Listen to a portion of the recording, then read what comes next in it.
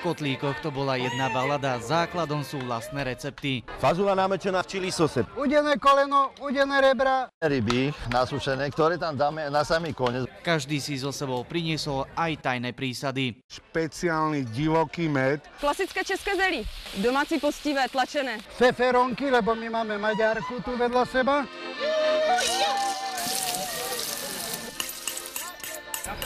Každá fazuľovica bola iná a každý chválil tú svoju. Krásne, mňam.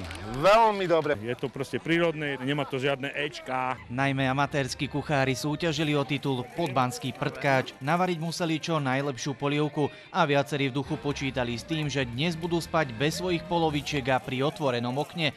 Po stovkách litrov zjedenej fazuľovice každý ráta s dozvukmi. Samozrejme, že večer bude delostrelecká palba ako každý rok, preto sme žilinskí bombardéri. Toto bude tak vyzerať asi ako pri Sarajeve. Jeden prd je lepší ako 100 doktorov, aj 15 prdov je lepší. Pre týchto gurmánov je fazuľovica akýmsi elixírom mladosti.